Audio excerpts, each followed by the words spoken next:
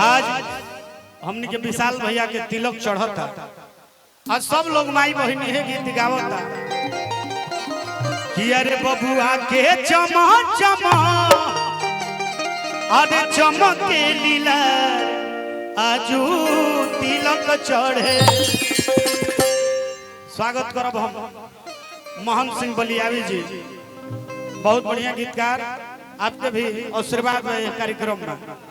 ऐसे हमने के चाह जाके आँखी के सोझा रही रहो कि बबुआ के चमा चमा अरे चमके लीला रे आजू तिलक चढ़े।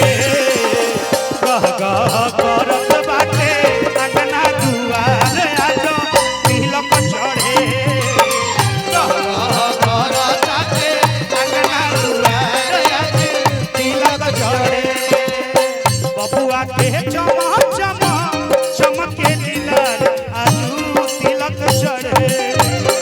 बबुआ के चमके लीला आजू तिलक चढ़े।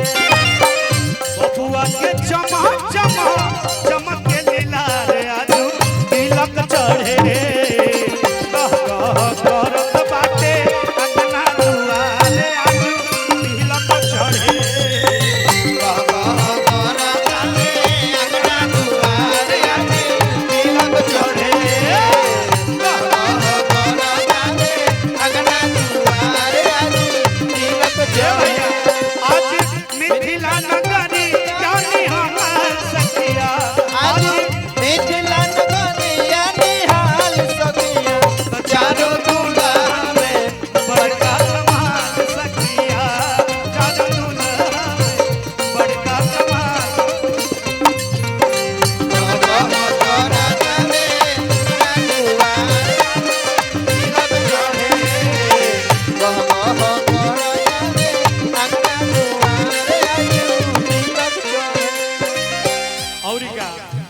जब देखा देखी होला अंजनी भैया तो बात उहे होला कि रूप गुण मिले के चाहिए।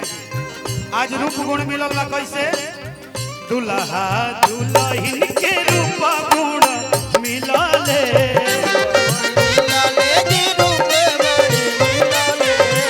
सिया जी के नाम जैसा बर मिलले।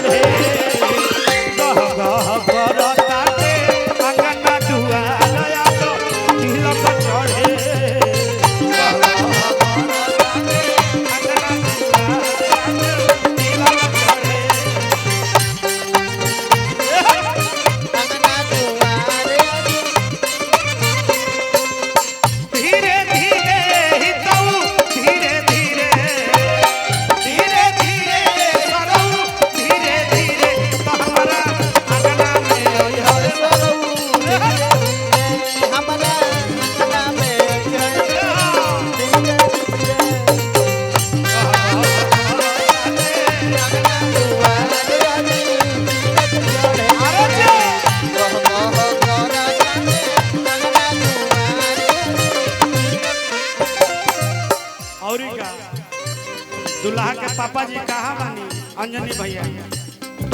दुल्हा के पापा जी, दुल्हा के पापा आज समाधि के रूप में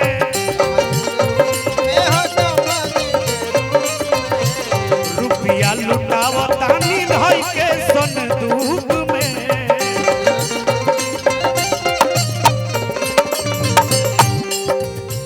दुल्हा के पापा आज समाधि के रूप में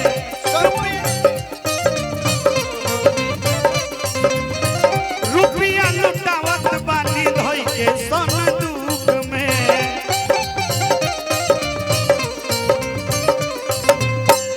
आज दुल्हा के पिताजी भले नहीं थी, अभी पता चलल हमारा तो आज बड़ भाई समझे के रूप में बानी बड़का भैया हम चाहब के रोआ और से आशीर्वाद मिले बड़का पिया बानी आज समधि के रूप में समधि के रूप में समधि के रूप में रुपया लुटावा तानी धोई के संग दुख में रुपया लुटावा तानी धोई के संग औरी लुटावत बानी मोतियन के हार आज तिलक चढ़े औरी लुटावत बानी मोतिया के हार आज तिलक चढ़े आज लुटावत बानी मोतियन के हार आज तिलक चढ़े गह गह करत बाटे अंगना दुआर आज तिलक चढ़े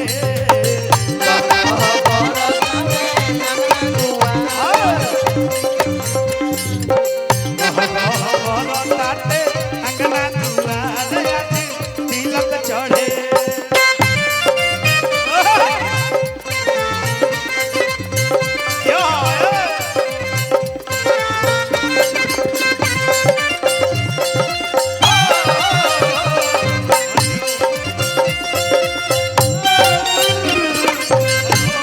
क्या बात है अंगना दुआरे आज तिलक चढ़े गवाह कर जाए अंगना दुआरे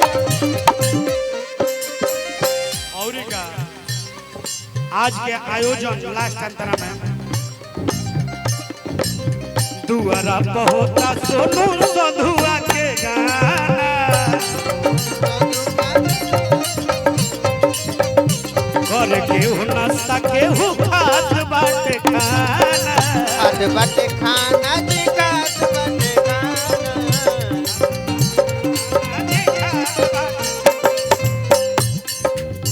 दुआरा पहोता सोनू सधुआ के गाना करता ते नाश्ता केहू खात बाटे खाना लेकिन दुल्हे राजा जी विशाल भैया बड़ी सुनर लागत बड़े भैया हमारे आजू तिलक चढ़े बड़ी सुनर लागत बड़े भैया हमारे आजू तिलक चढ़े गह गह करताते अंगना दुआर आज तिलक चढ़े गवाह कर जाए अंगना दुआरे बड़ी निक लागत अंगना दुआर आज तिलक चढ़े गह गह